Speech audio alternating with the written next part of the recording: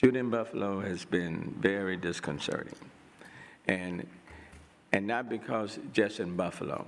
We've seen what happened at the Pulse nightclub in 2016, 49 people killed, 52 others injured. We've seen what happened in El Paso, the number of people in El Paso. And in Pulse, it was LGBTQ primarily focused. In El Paso, primarily Hispanic focused. What happened in Pittsburgh at the synagogue, the Jewish community has been the focus. What happened in Atlanta, Asian, in this case, Asian women, the focus. In Charleston, South Carolina, North Carolina, African Americans in their church was the focus. And then in Buffalo, African Americans, 10 dead in a grocery store, and that was the focus.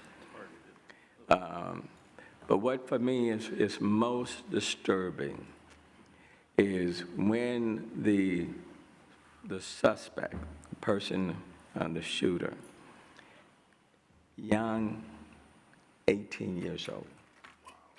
For me, that is what is most disturbing. And you try to remain hopeful in all of this. But when 18-year-olds have access to the guns, and they intentionally drive 2 or 3 hours, because they're concerned about, he's concerned about people being displaced or replaced.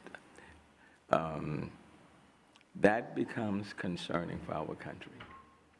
Because what it also means is that we are starting to breed a young generation of extremists within our own country, where the focus is on people based on their identity, African American, or Hispanic, or Jews, or Muslims, gay.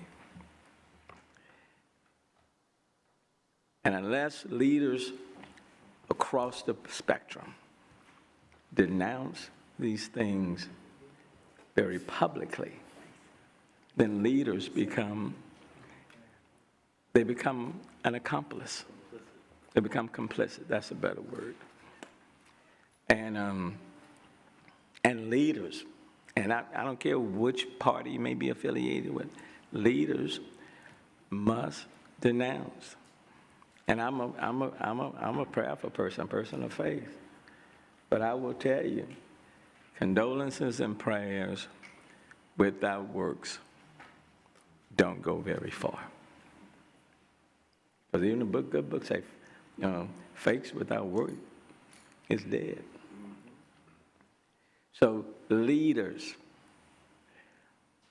or the lack of leadership, or leadership that spread extreme ideologies, are serving and helping to breed a young generation of extremists.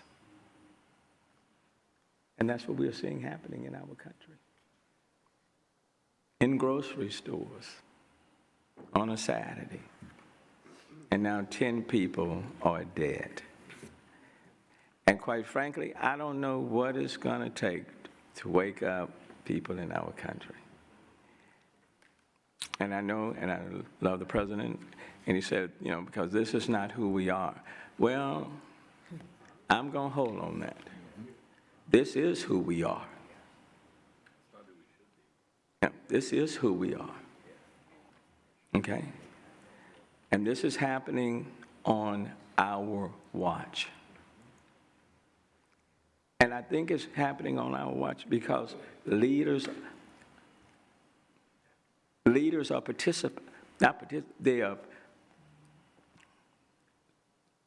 they are plowing the field of hate and bigotry and all of that's creating an atmosphere that younger minds or adopting.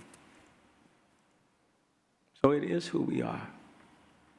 And the question is, how many more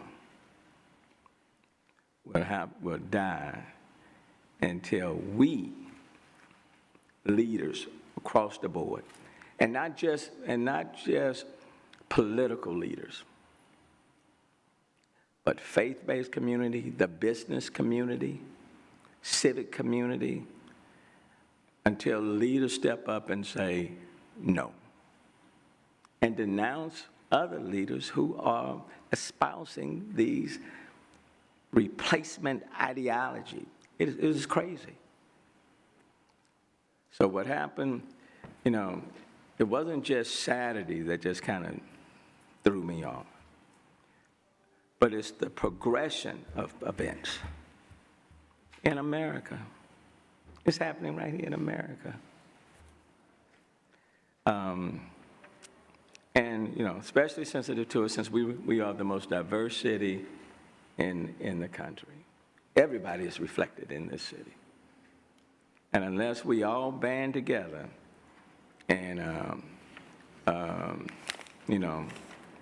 it will continue to occur. So that's my thought for today.